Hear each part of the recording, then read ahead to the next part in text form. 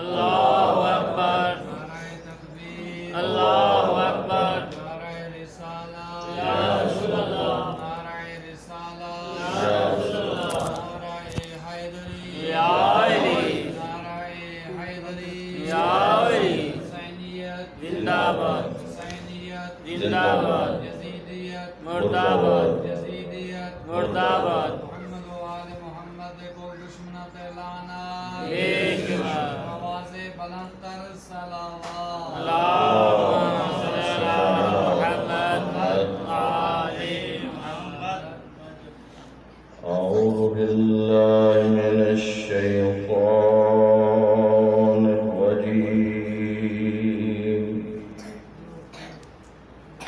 بسم الله الرحمن الرحيم الحمد لله الذي لا يبلغ مدحته القائلون ولا يحصي نعماءه العابدون ولا يؤدي حقه المجتهدون الذي لا يدركه بعد الهمم ولا يناله وصل الفتن والصلاة والسلام على سيد الأنبياء والمرسلين أبي القاسم محمد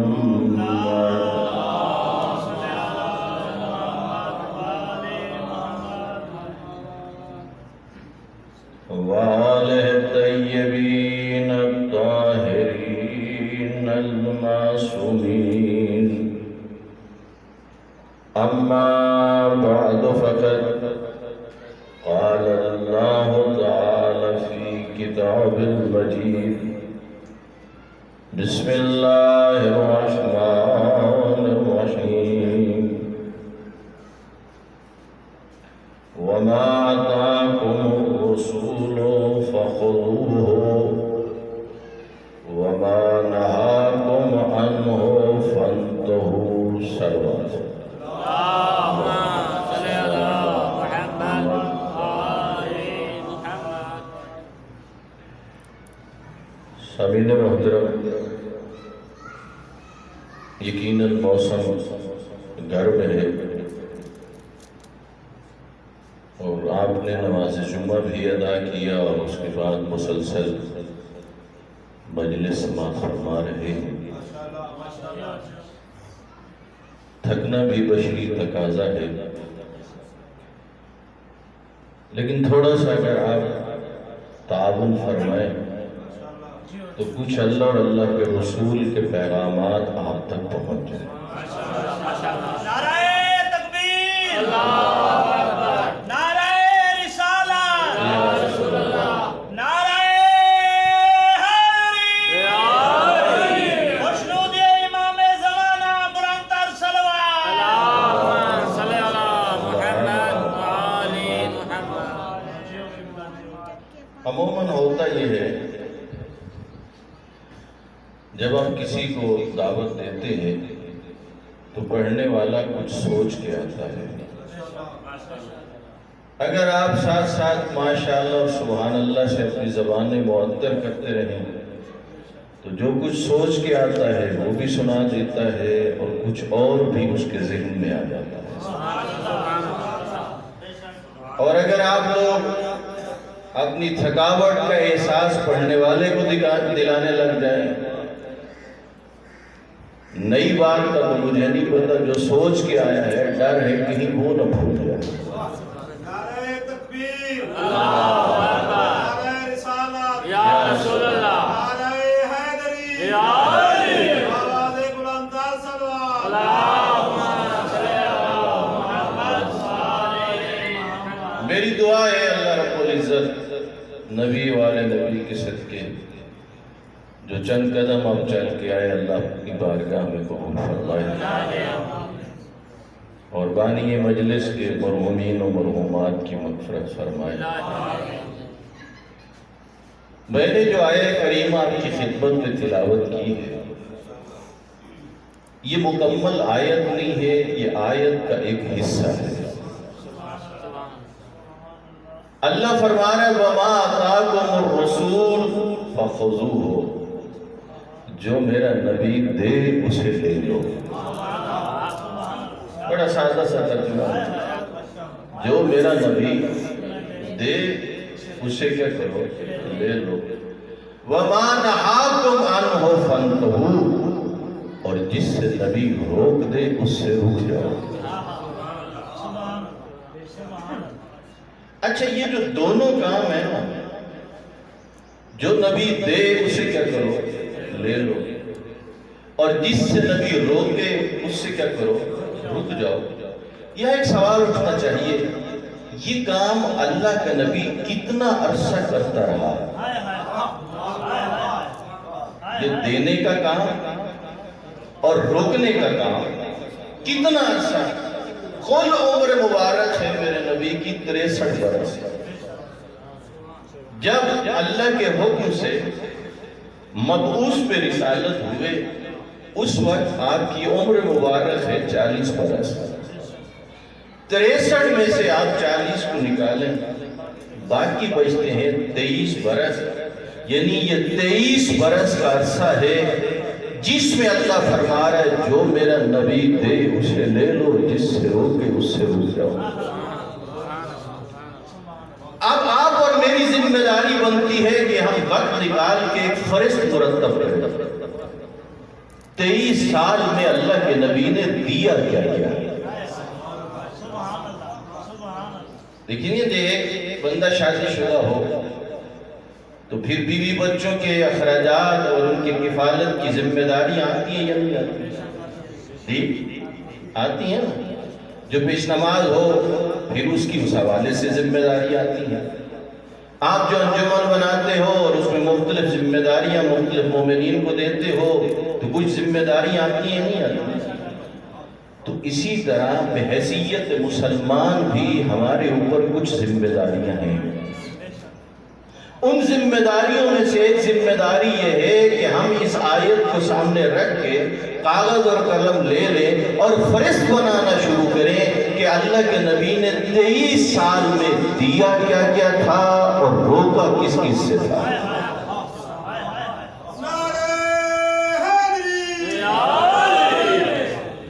کیوں بھلا؟ اس لیے کہ روز قیامت پروردگار عالم نے پوچھنا ہے۔ توجہ فرمائے، ایسا سلسلہ تو نہیں ہے کہ بس یہ دنیا کے ساتھ ہی انسان کی زندگی کا قصہ تمام ہو جائے، پوچھا جائے گا نا۔ تو ایک لمبی فہرست بنتی ہے کس بات کی؟ جو اللہ کے رسول نے دیا، اور اسی طرح ایک لمبی فہرست بنتی ہے جن چیزوں سے اللہ کے رسول نے روکا۔ اب ذرا تھوڑا آگے بڑھیے، یوں سوال اٹھائیے کہ اللہ کے نبی نے سب سے پہلے کس چیز کو دیا اور کس چیز سے منع کیا؟ توجہ فرمائے۔ مجھے احساس ہے آپ تھکے ہوئے ہیں، گرمی بھی ہے، لیکن یقین جانیے میں جہاں بھی جاتا ہوں میرے یہ کوشش ہوتی ہے کہ آپ کا ایک ایک لمحہ بہت قیمتی ہے۔ آپ نے فرض کریں مجھے 1 گھنٹہ سنا اور جتنے لوگ بیٹھے ہیں میں آپ کے اتنے گھنٹوں کا ذمہ دار ہوں، اس لیے کوشش کر کے آتا ہوں۔ امام حسین کی مجلس میں آنے والا بچے سے لے کر بوڑھے تک، ان پڑھ سے لے کر پڑھے لکھے تک، کوئی بھی امام حسین کی مجلس سے خیرات لیے بغیر گھر کو نہ لوٹے۔ اگرچہ جو نیاز کا اہتمام ہوتا ہے اس کا بھی بڑا سوال ہے، لیکن اگر آپ ترازو میں رکھیں نا، ایک طرف جو کچھ امام حسین کے صدقے میں منبر سے بڑھتا ہے اور دوسری طرف جو نیاز کی شکل میں بڑھتا ہے، تو اس نتیجے پر پہنچیں گے یہ جو امام حسین کے صدقے میں نیاز کھاتے ہیں، بنانے کا بھی اجر ہے، کھانے کا بھی اجر ہے، احترام کا بھی اجر ہے، لیکن جو منبر سے بڑھتا ہے یقین جانیے اس خیرات کو کوئی تول ہی نہیں سکتا. چمن چمن گلی گلی نگر نگر گلی گلی نعرہ توجہ فرمائیں. سب سے پہلے کون سی چیز دی؟ اللہ کہہ رہا نا وَمَا آتَاكُمُ الرَّسُولُ، جو میرا رسول دے اسے کیا کرو؟ تو پھر فرشت بنائیے نا. یا رسول اللہ آپ نے سب سے پہلے کون سی چیز دی تھی؟ وَمَا نَهَاكُمْ عَنْهُ فَانْتَهُوا، یا رسول اللہ سب سے پہلے کس چیز سے روکا تھا؟ اللہ کے رسول نے مبعوث میں رسالت ہونے کے بعد اہل مکہ کو جو پہلا جملہ کہا، فرمایا او بت پرستو آؤ لا الہ الا اللہ. اس جملے کے اندر توحید کی دعوت دی جا رہی تھی، شرک سے منع کیا جا رہا تھا. اور فرما رہے ہیں دعوت کس چیز کی دی جا رہی ہے؟ توحید کی. چھوڑ دیجئے ان بتوں کو، اللہ وحدہ لا شریک کے سامنے جھک جائے. اللہ کی طرف بلانا یہ وہ چیز ہے کہ جس کا رسول خدا اللہ کہہ رہا ہے جو میرا نبی دے اسے کیا کرو. میرے بھائیوں یاد رکھنا جتنے بھی عقائد ہیں، عقیدہ روز آخرت ہو، عقیدہ نبوت ہو، عقیدہ امامت و ولایت ہو، جتنے بھی عمل صالح ہیں، ان تمام کا مرکزی نقطہ عقیدہ توحید ہے. یعنی جب ایک انسان ایمان لے آتا ہے کہ اس کائنات کا مالک خالق رازق اللہ ہے، تو پھر اسے ایمان لانا پڑتا ہے اللہ کے رسولوں پر بھی، ائمہ اہل بیت کی امامت و ولایت پر بھی، روز آخرت پر بھی. یہ ساری چیزوں کا مرکزی نقطہ کون سا ہے؟ عقیدہ توحید. توجہ فرما رہے ہیں. اب ذرا یہ سوال اٹھائیے کہ نبی نے 23 سال آغاز کر دیا عقیدہ توحید سے اور منع کر دیا شرک سے. اس کے بعد متواتر دونوں طرح کی فرشت میں اضافہ ہوتا رہا. تو جو چاہتا ہوں جو کچھ اللہ کا رسول دے سر فرشت آ گیا عقیدہ توحید، پھر آ گیا عقیدہ نبوت. توجہ ہے. کبھی نماز کا حکم، کبھی روزے کا حکم، اور ادھر سے جہاں شرک سے منع کیا جا رہا ہے وہاں جھوٹ سے بھی منع کیا جا رہا ہے، وہاں اور چیزوں سے بھی منع کیا جا رہا ہے. اب اتنا پوچھئے آغاز تو ہوا اللہ کی توحید سے، تو اس دین کا اختتام کس بات پہ ہوا؟ تو جو فرما رہے ہیں منع کیا گیا شرک سے، آخر میں کس سے منع کیا گیا؟ تو وہ اللہ جس نے اپنے دین کا آغاز اپنی توحید سے کروایا اور شرک سے منع کیا، اسی اللہ نے اپنے نبی کے ذریعے میدان غدیر پہ دین کی تکمیل ولایت علی پہ فرما دی.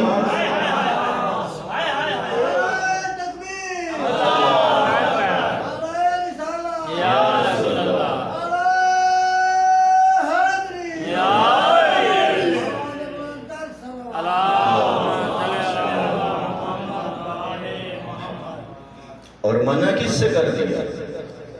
بغض علی سے. تو جو فرمانا تقویل کس بات پہ ہوئی؟ ولایت علی پہ. منع کس سے کیا جا رہا ہے؟ بغض علی سے. کیوں؟ یاد رکھنا چند ایسی انسان کی غلطیاں ہیں جن کا ازالہ زندگی میں تو ممکن ہے، مرنے کے بعد ممکن نہیں.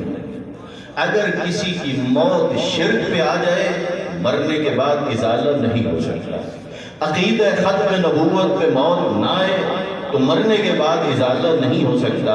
جسی طرح شرک پر موت کا ازالہ ممکن نہیں ہے مرنے کے بعد، اسی طرح جو بغض علی پہ مر جاتا ہے اس کا بھی ازالہ مرنے کے بعد نہیں ہو سکتا.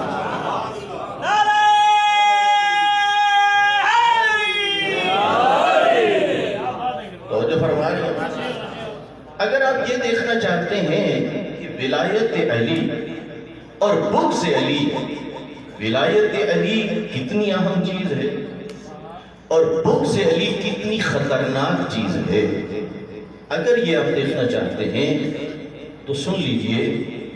اس وقت تک اللہ کسی کی عبادات بلکہ عقیدہ توحید و نبوت بھی قبول نہیں فرمائے گا جب تک وہ اعلان غدیر پر ایمان نہیں ہوگا۔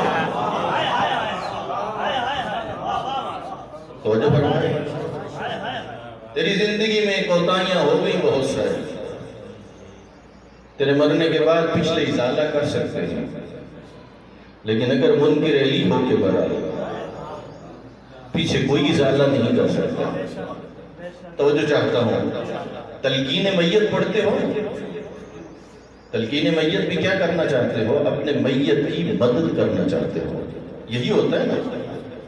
قبر میں لٹایا جاتا ہے، کوئی ایک عزیز قبر میں اترتا ہے، ویسے تو کوئی بھی باہر بیٹھ کے تلقین میت پڑھ سکتا ہے، لیکن عموماً علماء کرام سے، مولوی صاحبان سے کہا جاتا ہے، اور جو قبر میں اترتا ہے اس کے شانے ہلا کے اسے کہا جاتا ہے جب اس کا نام آئے نا تو آپ نے اس کے کندھوں کو ہلانا ہے۔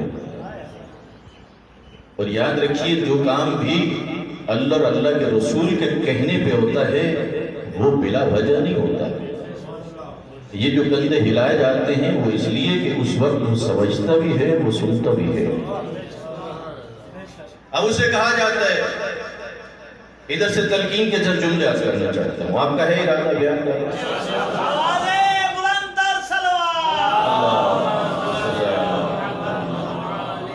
اسمع و افہم یا فلاں بن فلاں، اے فلاں فلاں کے بیٹے، سن بھی صحیح اور سمجھ بھی صحیح۔ اے کچھ دیر کے بعد قبر بند ہو جائے گی، ہم چلے جائیں گے، آگے کیا ہونا ہے اسے کہہ رہے ہوتے ہیں، اذا اتاک الملکان المقربان من عند اللہ، ہم چلے جائیں گے، اللہ کے دو مقرب فرشتے تیری قبر میں آئیں گے، پھر کیا ہوگا؟ اذا سألک عن ربک، آ کے تجھ سے پوچھیں گے بتا تیرا رب کون ہے؟ تو جو فرمانا کیا پوچھیں گے؟ تیرا رب کون ہے؟ پھر غور کیجیے کیا پوچھیں گے؟ وَعَنْ دِينِ، اور یہ بھی پوچھ لیں گے کہ ذرا اپنا دین کا تو بتا۔ وَعَنْ نَبِيِّكَ، اور تجھ سے یہ بھی پوچھیں گے تیرا نبی کون ہے۔ وَعَنْ کتاب، چار آسمانی کتابیں اتری، تیری کون سی کتاب ہے۔ وَعَنْ قِبْلَتِ، بتا تیرا قبلہ کیا ہے۔ وَعَنْ أَئِمَّتِكَ، اور اتنا بتا تیرے امام کون ہے۔ یہ کہاں سوال ہوں گے؟ قبر میں۔ آپ اور میرا ایمان ہے ہر مرنے والے پہ یہ سوال ہونے یا نہیں؟ تو جو فرمائے، حتیٰ کہ اہل سنت بھی، میں اگلے دن نیٹ پہ ایک اہل سنت عالم کا سن رہا تھا، شاید آپ نے بھی سنا ہو، وہ حوالہ دے رہے تھے اپنی ایک کتاب کا جس کا نام ہے سوائق محرقہ، امام حجر مکی جو امام کعبہ تھے، وہ کہہ رہے ہیں کہ قبر میں 3 سوال ہوں گے، رب کے بارے میں بھی ہوگا، نبی کے بارے میں ہوگا اور دین کے بارے میں ہوگا۔ کہا پھر قیامت کے دن جن کے اعمال نیک زیادہ ہوں گے انہیں جنت میں بھیجا جائے گا، یہ ان کی بات سنا رہا ہوں۔ جن کی برائیاں زیادہ ہوں گی اسے کیا کہا جائے گا؟ جہنم میں جاؤ، وہ کہہ رہے ہیں۔ اب انہوں نے وہاں پر ایک آیت پڑھی، توجہ چاہتا ہوں، آیت کیا پڑھی؟ کہا جو لوگ جہنم کی طرف جا رہے ہوں گے واقفوہم انہم مسئولون، حکم پروردگار ہوگا انہیں ٹھہراؤ، ان سے بھی کچھ پوچھنا ہے۔ اس وقت ان کی بات کر رہا ہے، اس وقت وہ کہتے ہیں ان گناہگاروں سے سوال ہوگا اتنا بتاؤ کیا ولایت علی پہ ایمان رکھتے ہو؟ اور فرمانا جب یہ سوال ہوگا اگر وہ جواب دیں گے تو اہل سنت عالم کہہ رہے ہیں کہ جن کے لیے جہنم ہو گئی تھی یقینی وہ بچ جائیں گے جہنم سے اور جائیں گے جنت کی طرف، یعنی ان کا عقیدہ یہ ہے قبر میں علی کی ولایت کا سوال نہیں، کہاں ہو رہا ہے قیامت کے دن، لیکن تیری اور میری کتابوں میں تو یہ موجود ہے، قبر تو دور کی بات ہے، بوقت موت پیغمبر نے فرما دیا علی من مات علی بغض آل محمد مات کافرا، جو بغض اہل بیت لے کے مرے گا اس کو ملک الموت کافر سمجھ کے روح قبض کرے گا۔ اور فرما رہے ہیں یعنی ہمارے نزدیک ولایت اہل بیت کا سوال کہاں پہ ہو رہا ہے؟ کس جگہ بھلا؟ جی مرنے کے وقت ہو رہا ہے۔ مولا نے نہیں کہا تھا یا حار حمدان میں یموت یرانی، اے حارث حمدان یاد رکھنا جو بھی مرتا ہے وہ مجھے دیکھتا ہے۔ من مومن و منافق، مومن ہوگا تو تب بھی دیکھے گا، منافق ہوگا تو تب بھی دیکھے گا۔ ہاں فرق پڑے گا، مومن کو دیکھنے کے بعد ایک طرح کی خوشی بھی ہوگی اور ایک طرح کی تسلی بھی ہوگی، اور جو ہوگا نا منافق اس کو وہاں گھبراہٹ بھی ہوگی اور یہ بھی سمجھ میں آ جائے گی دنیا میں جن کی مخالفت کرتا رہا اللہ نے آگے عزت تو انہیں کو دے رکھی ہے۔ اور فرما رہے دیکھیے وقت موت ہی کیا بن گئی، ایک مشکل بن گئی نا، یہیں سے مسئلہ ہے۔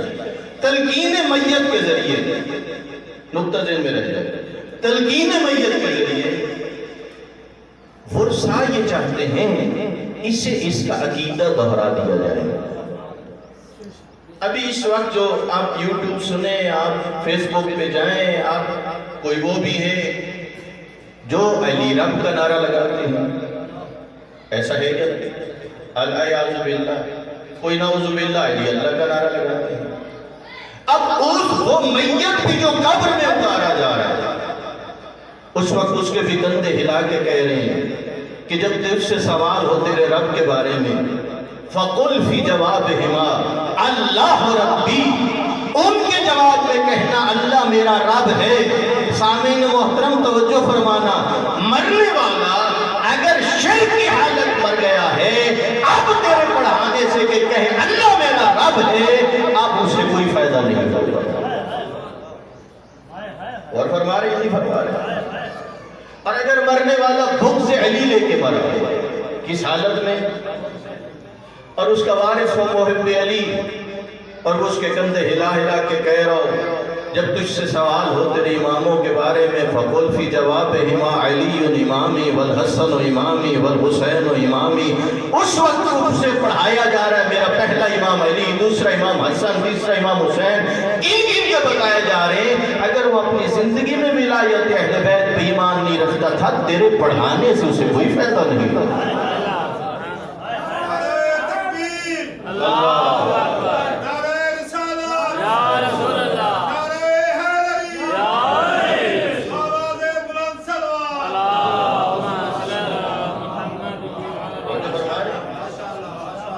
اسی لیے اس دنیا میں اپنے عقیدے پر توجہ دیجیے۔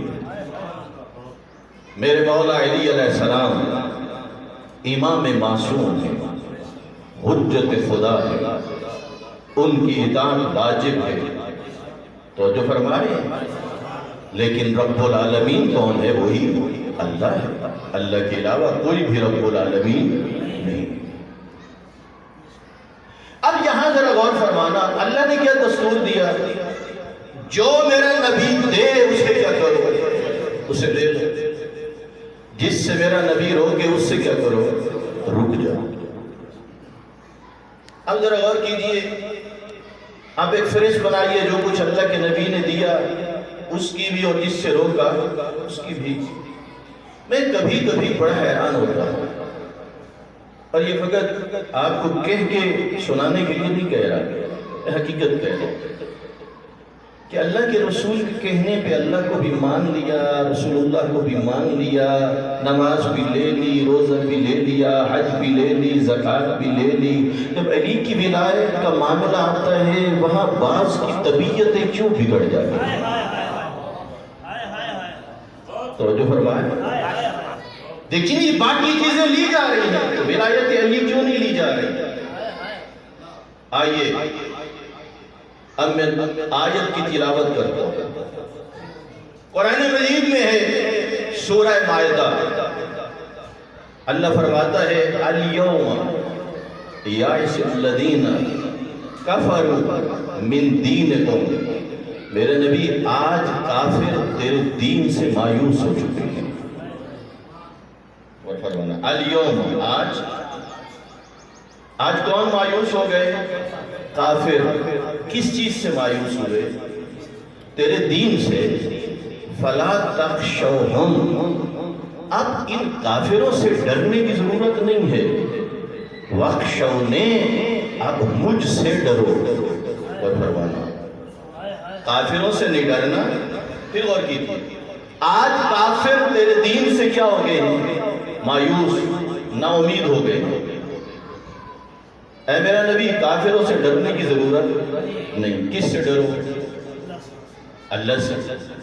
اور پھر خدا کیا فرماتا ہے؟ الیوم اکملت لکم دینکم، آج میں نے تمہارے لیے دین کو مکمل کر دیا۔ وَأَتْمَمْتُ عَلَيْكُمْ نِعْمَتِي، نعمتیں تو دے رہا تھا نا، لیکن فرما رہا ہے اہتمام میں نعمت میں نے آج کیا۔ نعمت کیا ہو گئی؟ مکمل ہو گئی نعمت۔ اور پھر خدا نے فرمایا رضیت لکم الاسلام دینا، اور میرا نبی میں نے اس تیرے لیے اسلام کو بطور دین پسند فرمایا ہے۔ چار باتیں ہیں، تھک تو نہیں گیا؟ کتنی باتیں ہیں؟ چار۔ پہلی بات، کافروں سے ڈرنے کی ضرورت، کافر ہو چکے ہیں مایوس، یہ ایک بات۔ کافر کیا ہو گئے؟ مایوس۔ دوسری بات، آج میں نے دین کو کیا کر لیا ہے؟ مکمل۔ تیسری بات، اہتمام میں نعمت ہو چکی ہے۔ اور چوتھی بات یہ ہے کہ اللہ کہہ رہا ہے کہ میں نے اس دین کو، اس اسلام کو بطور دین پسند فرما لیا۔ کتنی باتیں ہو گئی؟ پھر دوہرا لیجیے۔ پہلی بات کون سی ہے؟ کافر مایوس ہو گئے۔ دوسری بات، آج دین کیا ہو گیا؟ مکمل۔ تیسری بات، اہتمام نعمت ہو گئی۔ چوتھی بات، خدا نے دین کو کیا کر لیا؟ پسند۔ اگر آپ نے ذہنوں کو وسعت دیجئے، میں ایک جملہ کرتا ہوں۔ پیغمبر کی اس تبلیغی زندگی کے 23 سال کے عرصے میں چند دن آپ کو گنوانا چاہتا ہوں جو اپنی جگہ بڑے اہم تھے، لیکن آپ نے ان چار چیزوں کو ان دنوں میں تلاش کرنا۔ جس دن آپ مبعوث بے رسالت ہوئے، وہ دن اہم تھا یا نہیں تھا؟ جی بولیے نا۔ کیا یہ جو آیت ہے الیوم یائس الذین کفروا من دینکم، آج یہ لوگ تیرے دین سے مایوس ہو گئے ہیں، وہ دن تو اہم تھا، لیکن کہہ سکتے ہو کہ اس دن کافر مایوس ہوئے؟ نہیں، آپ نے توجہ نہیں کی، بڑا اہم جملہ ہے۔ جس دن حضرت مبعوث بے رسالت ہوئے، وہ دن بڑا تھا یا نہیں تھا؟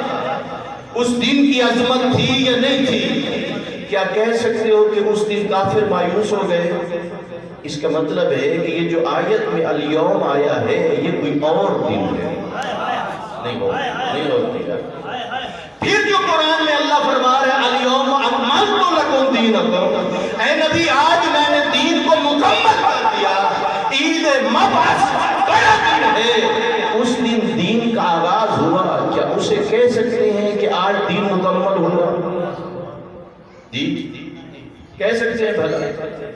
جنگ بدر ہوئی، جنگ احد ہوئی، بڑی بڑی جنگیں ہوئی، کافروں نے شکست کا سامنا بھی کیا، لیکن کیا کہہ سکتے ہیں اس دن وہ مایوس ہو گئے؟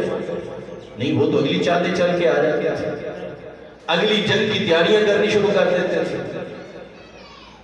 آئیے فتح مکہ کے موقع پر، ایک بہت بڑا دن ہے فتح مکہ، کیا اس دن کو کہہ سکتے ہو کہ آج کافر مایوس ہو گئے؟ جی نہیں ہوئے۔ کہہ سکتے ہو کہ آج دین مکمل ہو گیا، حجت الوداع ادا کی، کیا اس دن کو کہہ سکتے ہو اللہ کے نبی نے حج کے مسائل بتائے، لوگوں نے حج ادا کیا، لیکن کہہ سکتے ہو کہ آج کافر مایوس ہو گئے؟ یہ کہہ سکتے ہو کہ آج دین کیا ہو گیا؟ مکمل۔ بس میں اتنا کرنا چاہتا ہوں، پیغمبر کی 23 سالہ زندگی کے اندر اے مسلمان، تجھے الیوم ڈھونڈنا پڑے گا وہ دن جس دن کافر بھی مایوس ہوئے، جس دن دین بھی مکمل ہوا۔ نہیں गौर फरमाया, थोड़ा बोलते रहे मेरे साथ, तुझे वो दिन ढूंढना पड़ेगा। ऐ मुसलमान, 23 सालों के अंदर शब हिजरत एक बड़ा दिन था, लेकिन कह सकते हो कि काफिर मायूस हो गए? नहीं कह सकते। कह सकते हो कि दीन मुकम्मल हो गया? नहीं कह सकते। जरा ढूंढिए ये अल-यौम कौन सा दिन है जिस दिन काफिर मायूस हुए? अल्लाह रब्बुल इज्जत ने अपने नबी को औलाद नरीना भी अता की थी। उस वक्त सूरत हाल क्या थी? कुफार और मुशरिकीन, इधर अल्लाह का नबी तबलीग कर रहा है, दीन फैलाना चाहता है, वो रुकावटें डालना चाहते हैं। नबी चाहते हैं दीन फैले, काफिर चाहते हैं दीन न फैले। इधर नबी के बेटे अल्लाह ने लिए, उधर उन्होंने आपस में खुशियां मनाई। कहा ये अब इतने दिन दीन चलेगा जितने दिन ये जिंदा है, उसके बाद न रहेगा ये दीन, न रहेंगे दीन के ये अहकाम। इसलिए कि नबी के बेटे तो अल्लाह ने ले लिए, पीछे कौन ये तकलीफें बर्दाश्त करेगा? कौन इन मुसीबतों का सामना करेगा? उस वक्त भी वो मायूस नहीं हुए थे, वो खुश हुए थे। मुख्तलिफ जगह आती रही, कहीं पर भी मायूस नहीं हुए। अब वो इंतजार में थे। पैगंबर कह चुके थे मैं कुछ दिनों का मेहमान हूँ। वो आपस में मीटिंगें कर रहे थे। हाँ, वो जो करीना ख्वाहिश थी अब पूरी हो जाएगी।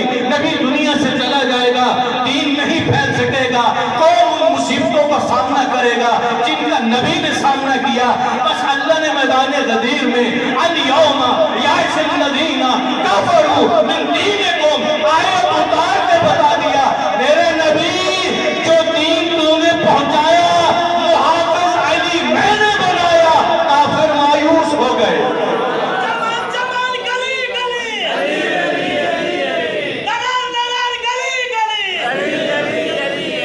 नाराए हादरी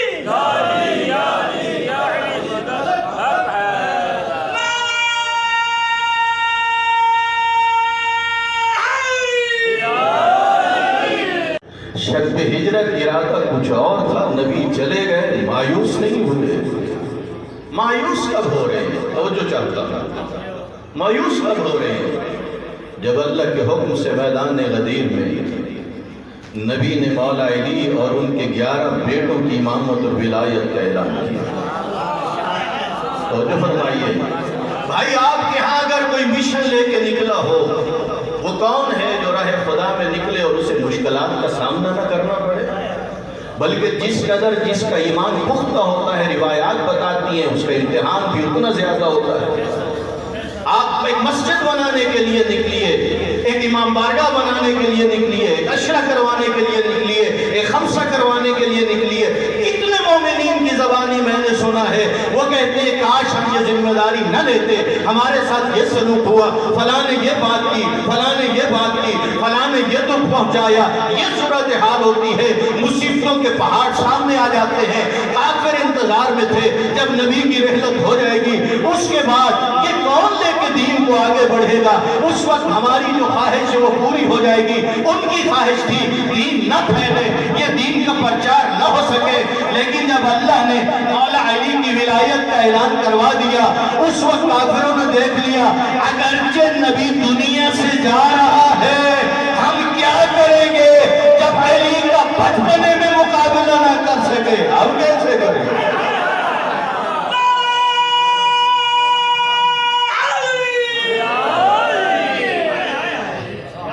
क्या वो कुफार नहीं जानते थे? जब अल्लाह के नबी शुरू में तबलीग कर रहे थे और मेरे मौला की उम्र मुबारक 12-13 साल की थी, और अल्लामा मुफ्ती जाफर हुसैन अल्लाह मकाम हो दीगर मौरखीन ने लिखा है कि कुफार मुशरिकीन अपने बच्चों को समझाते थे अपनी झोलियों में पत्थर ले लो, जब अल्लाह के नबी है पत्थर बरसाओ। नबी जब घर में लौटे, सरकार अबू तालिब ने वो मंजर देखा, पाँव पे खून अतर था। या रसूलल्लाह ये खून कैसा? कहा मैं तो अल्लाह का पैगाम पहुंचाने के लिए जाता हूँ, ये काफिर और मुशरिक खुद सामने नहीं आते, बच्चों को भेजते हैं। जनाब अबू तालिब ने इतना अर्ज किया, या रसूलल्लाह कल जब अल्लाह का पैगाम पहुंचाना तन्हा ना जाना, मेरे बच्चे को अपने साथ लेके जाना। तो जो फरमाया, और ये अल्लामा मुफ्ती जाफर हुसैन के लफ्ज़ हैं, बहुत जिम्मेदार कहते हैं जब मौला कायनात चले ना, बचपन है ना रसूल खुदा के साथ, उधर वो बच्चे झोली में पत्थर लेके आए, कुछ पीछे थे, उन्होंने पत्थर बरसाने शुरू किए। کوشش تھینکنگ علی مولا نے انہیں مہلت نہیں دی. بچپنا ہے، نہ ہاتھ میں تلوار ہے، نہ بدن پر زیرہ ہے، نہ کوئی نیزہ ہے، نہ کوئی ڈھال ہے. پکڑتے تھے، انہیں اچھالتے تھے، بچے ٹکراتے تھے، وہ گرتے تھے، اور پھر اٹھ کے جب بھاگنے لگتے تھے تو آنے والے بچوں کو جملہ کہتے تھے، خبردار ھذا قدیم. آج اس سے واسطہ پڑ گیا جو ہڈی پسلی توڑ کے رکھ دیا.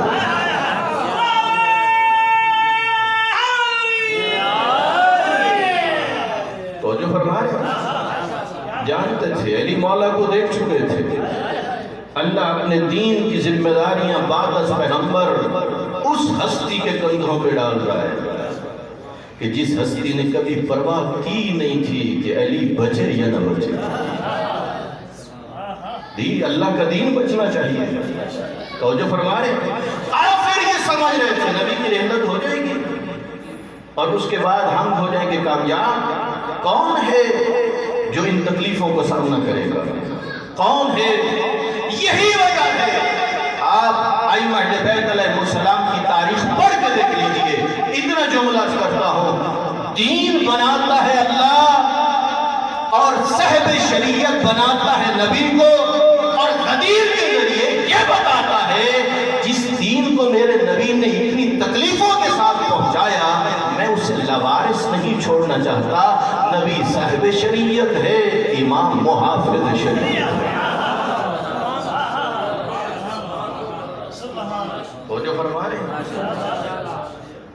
اس لیے جب غدیر سنتے ہو نا، اس کے دو پہلو ہیں. ایک غدیر کا پہلو ہے کہ خوشیاں منایا کرو، اور زیادہ سے زیادہ غدیر کو میں کیوں یہ گفتگو چھیڑ کے بیٹھا ہوں. مجھے سننے والے جانتے ہیں میں زیادہ گفتگو اور حوالے سے کرتا ہوں اور ٹاپک پہ کرتا ہوں. کیوں چھیڑ کے بیٹھا ہوں یہ گفتگو؟ دل میں دکھ ہے، درد ہے. مولا علی علیہ السلام کی ولایت و امامت جو کہ دین کا مسلمہ مسئلہ ہے، اور اس کے بارے میں لوگ انکار کر رہے ہیں. مولانا طارق جمیل صاحب نے اپنے کلم میں کہا، بہت بڑے انٹرنیشنل سطح کے عالم ہیں، کہہ رہے تھے ہمارے دیوبند مسلک کے نصاب کے اندر فضائل اہل بیت کا چیپٹر ہے ہی نہیں. جب آپ شامل نہیں کریں گے تو آپ کے بچوں کو کیا پتا؟ اور صورتحال کیا تھی؟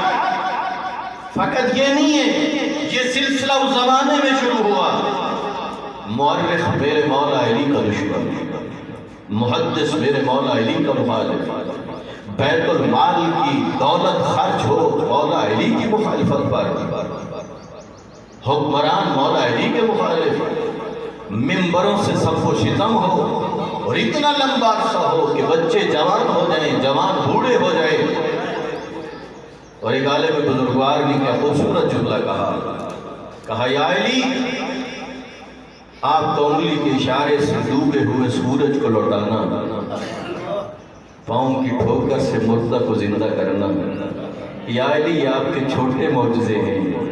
مورخ آپ کا مخالف، محدث آپ کا مخالف، دولت آپ کے خلاف خرچ ہو، قرآن آپ کے مخالف، اس کے باوجود آپ کی امامت کا آفتاب جیسے طلوع ہوا تھا ویسے چمکتا ہوا تھا. اور فرمانے امام جعفر صادق علیہ السلام سے پوچھا گیا، مولا آپ، سوال ہوا، مولا آپ جیسی محرم کا چاند نظر آتا صف اضا بچھاتے ہیں. امام نے فرمایا اگر ایسا نہ کرو تو جس طرح غدیر کو نہیں دہرایا گیا لوگ ولایت علی کو بھول گئے ہیں، اسی طرح لوگ عاشورہ کو بھول جائیں گے. یہ جو مجالس رکھتے ہو، عزاداری، ماتمداری، کبھی غور کرو نا، اگر دنیا میں یہ عزاداری نہ ہوتی، یہ مجالس نہ ہوتی تو آج کسی کو نہ پتا ہوتا کہ حسین کون تھا. کبھی غور و فکر کرے. اس لیے یہ مسلسل پروگرام ہونا اور پوری دنیا میں ہونا یہ لوگوں کو آگاہ کرتا ہے یہ قوم کیوں اپنا سکھ چھوڑ کے گرمی سردی کی پرواہ نہیں کرتی، کبھی خاک پہ بیٹھی ہے، کبھی چٹائیوں پہ بیٹھی ہے، کبھی گلیوں میں نکلی ہوئی ہے، خود نہیں فقط نکلے، ان کے چھوٹے چھوٹے بچے نکلے ہوئے ہیں، ان کی مستورات نکلی ہوئی ہیں، لوگ سوچتے ہیں پھر آخر کیا ہے، اور پھر آنے جانے والے پوچھ لیتے ہیں۔ اس وقت تجھے موقع مل جاتا ہے، ہمارے نبی کا ایک نواسہ تھا جس کا نام حسین تھا، تجھے بتانے کا کیا ہے، موقع مل جاتا ہے، بتاتے ہو ماتم کیوں کر رہے ہیں، ہم سیاہ لباس کیوں پہن رہے ہیں، یہی تو میرے مولا فرما رہے ہیں اگر غدیر کو دہرایا جاتا تو آج لوگ مولا علی کی ولایت کے منکر، اس لیے بہت ضروری ہے، اور میری تو اس دفعہ انشاءاللہ ارادہ ہے خدا ہمت عطا کرے، اور جہاں میں نے اشرے مجالس پڑھنی ہے میں نے خصوصاً ایک جگہ کے اشرے کو مختص کیا اپنے ذہن کے اندر کہ میں نے بتانا ہے غدیر سے عاشورہ تک ہوا کیا تھا، ہماری ذمہ داری ہے، کیوں؟ اس لیے کہ ہمارے بھائی بھی ہماری مجالس میں آئے ہوئے ہوتے ہیں، ہو سکتا ہے کل وہ شکوہ کریں ہمارے لوگوں نے بغض کی وجہ سے نہیں بتایا تھا، تم نے خوف کی وجہ سے نہیں بتایا، اتمام حجت کرنا ہماری ذمہ داری ہے۔ اس لیے میرے مومن بھائیوں، جس طرح لا الہ الا اللہ حکم خدا ہے، محمد رسول اللہ حکم خدا ہے، اسی طرح علی ولی اللہ حکم خدا ہے۔ ہم جو علی ولی اللہ پڑھتے ہیں تفسیریں اٹھا کے دیکھ لیجئے، اہل سنت کی تفسیروں میں موجود ہے، جب اللہ کے نبی معراج پہ تشریف لے گئے تھے تو جنت کی جب سیر کروائی گئی تو ایک دروازے کے اوپر لکھا ہوا تھا لا الہ الا اللہ محمد رسول اللہ علی اخو رسول اللہ۔ ہم سے کیوں ناراض ہوتے ہو؟ ٹھیک ہے یہاں دیواروں پر ہم لکھتے علی ولی اللہ، کیا جنت کے دروازے پہ ہم نے لکھا ہے؟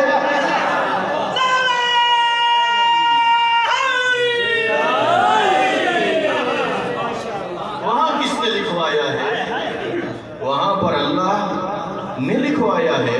میرے بھائی بعض لوگ اعتراض کرتے ہیں آپ نے کلمے کو بڑھا دیا، کلمہ تو لا الہ الا اللہ تھا، محمد رسول اللہ تھا۔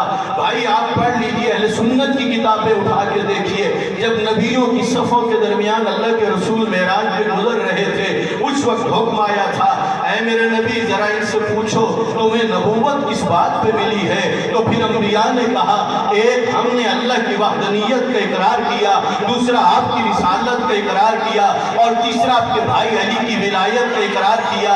اگر آپ عربی میں پوچھنا چاہتے ہو تو جملے کیا بنیں گے؟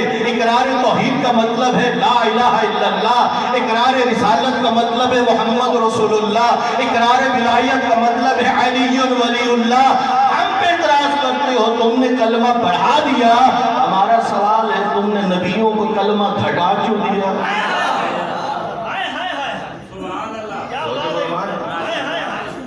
مسلمہ ہے ولایت علی اور ولایت اولاد علی۔ 1.25 لاکھ حاجیوں کے درمیان اللہ کے رسول فرما رہے تھے میں نے اپنی ذمہ داری ادا کر دی ہے، میں نے اللہ کا حکم پہنچا دیا ہے، اب جو تم موجود ہو غائبین تک پہنچا دینا، اور بہت ساری باتیں بتائیں، ان میں یہ فرمایا کہا یاد رکھنا جو گناہگار ولایت علی پر ایمان نہیں لائے گا کر لے توبہ، اللہ اس کی توبہ بھی قبول نہیں کرے گا۔ اور فرما رہے ہیں توبہ کون ہے جس سے غلطیاں نہ ہوتی ہوں، کون ہے جس سے خطائیں نہ ہوتی ہوں؟ نہیں، بس اب بات کو سمیٹنا چاہتا ہوں۔ اور فرمائیے کیا کہا آج کافر کیا ہو گئے؟ مایوس۔ تمہارے دین سے کافر کیوں مایوس ہو گئے؟ اس لیے کہ وہ سمجھ رہے تھے کہ اللہ کا نبی دنیا سے جب چلا جائے گا تو جو ہم چاہتے تھے کہ یہ دین نہ پھیلے، یہ دین نہیں پھیلے گا۔ تو جو فرما رہے ہیں وہ جانتے تھے اتنی بڑی رکاوٹیں ہم نے پیدا کی۔ شیب ابی طالب کی 3 سال آسان تھے، کسی اور کے لیے ممکن تھا یہ تکلیفیں برداشت کرنا؟ جی نبی مولا کائنات کہتے ہیں جب بھی جنگ کے شعلے بلند ہوتے تھے نبی ہمیں اس جنگ کے شعلوں میں آگے بڑھا دیتے تھے۔ کیا آسان تھا؟ نبی کی شب ہجرت جب مولا علی کو کہا نا میرے بستر پہ سو جاؤ، اور علی مولا نے اتنا پوچھا یا رسول اللہ کیا میرے سونے سے آپ کی جان بچ جائے گی؟ اور اس وقت نبی نے مولا علی کو سینے سے لگایا اور آنکھیں برسنے لگی، نبی کے آنسو جاری ہو گئے۔ سامعین محترم، آسان نہیں تھا، کافر سمجھ رہے تھے کہ یہ کون مقابلہ کرے گا، کون رکاوٹ بنے گا؟ نہیں، اللہ رب العزت نے اپنے نبی کے ذریعے مولا علی اور آپ کی 11 بیٹوں کی امامت و ولایت کا اعلان کر کے بتا دیا، دین کو قیامت تک باقی بھی رکھیں گے اور دین پر جتنا خرچ ہوگا یہ خرچ بھی کریں گے۔ یہی وجہ ہے کسی بھی امام معصوم نے پیغمبر کو شریعت کو بچانے کے لیے اور اللہ کے دین کو باقی رکھنے کے لیے یہ نہیں دیکھا کہ خرچ کتنا ہوگا۔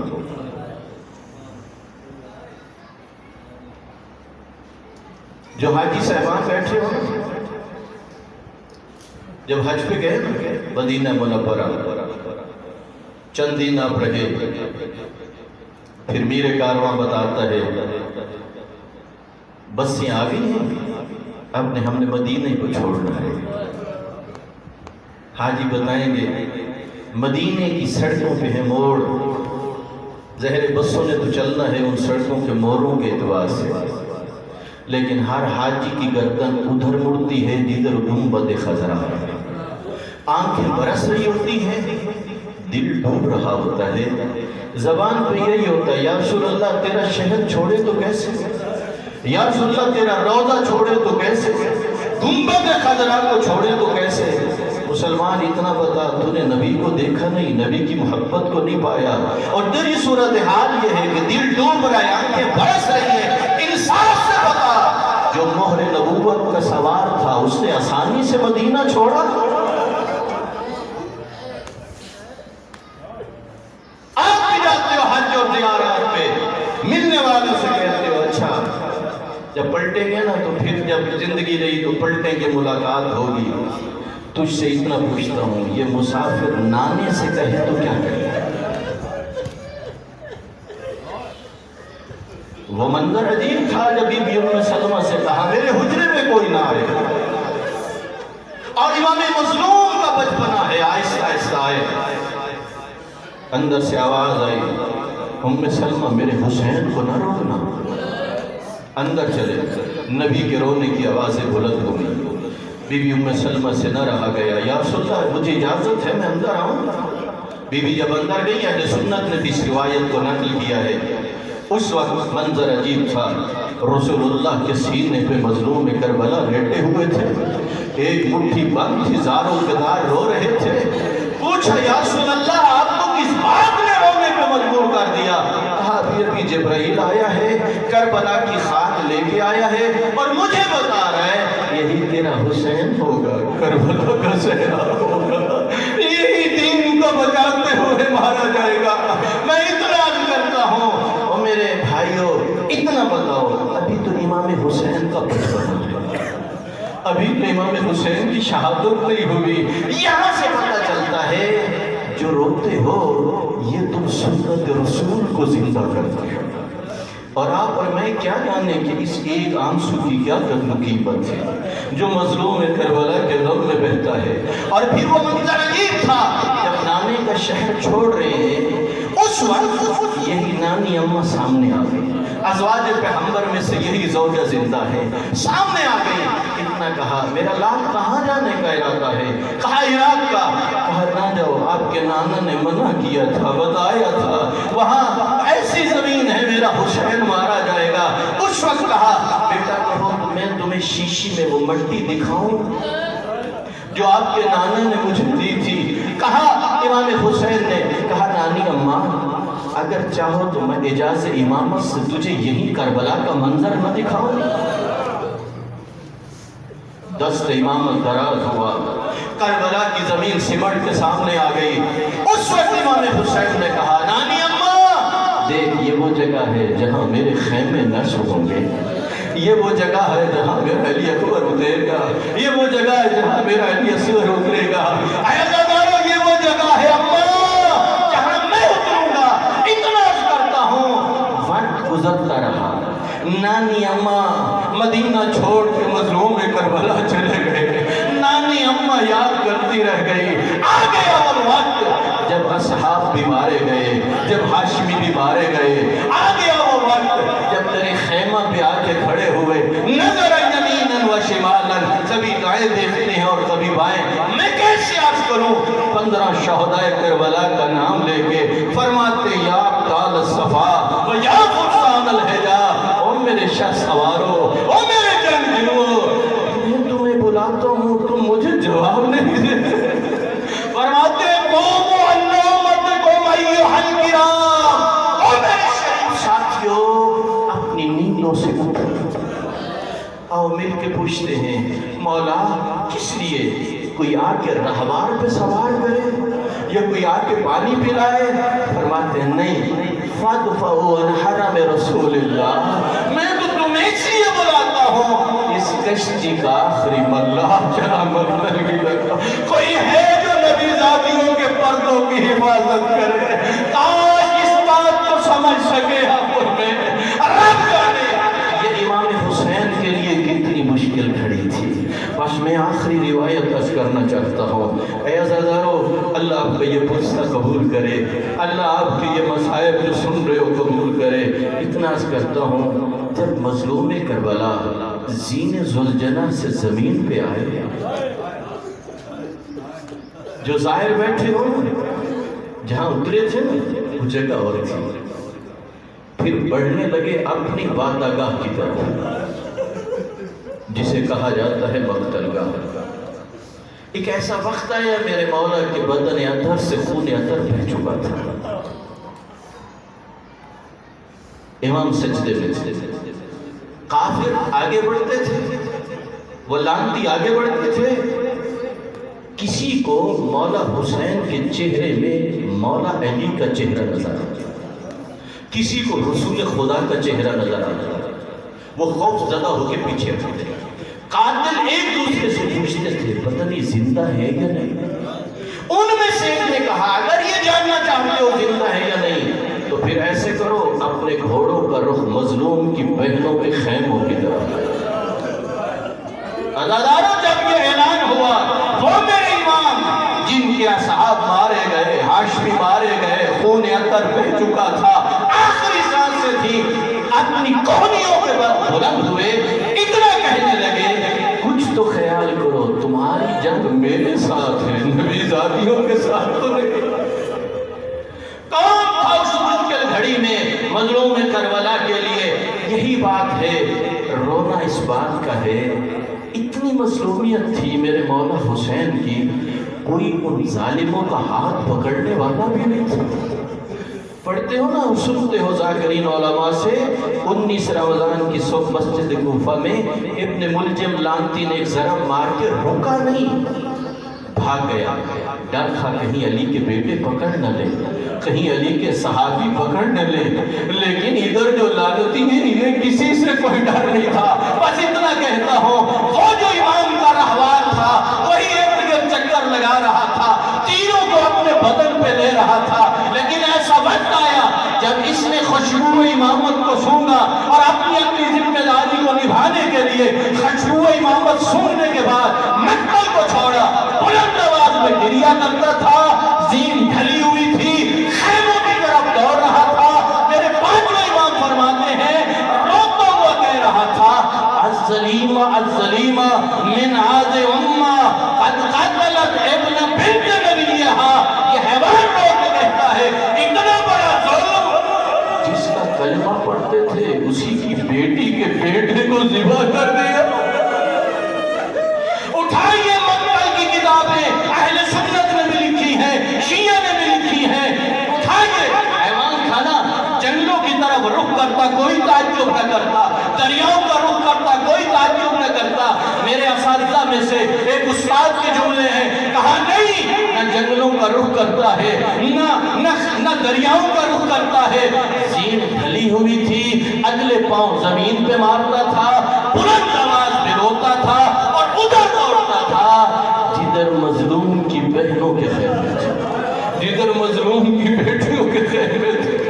جب پہنچا ہے پھر عجیب منظر تھا، کوئی مسئول پوچھ رہی تھی تو لے تو گیا، لے کیوں نہیں آیا؟ کوئی پوچھتی ہے دشمنوں میں چھوڑ دیا، مگر وہ جو 60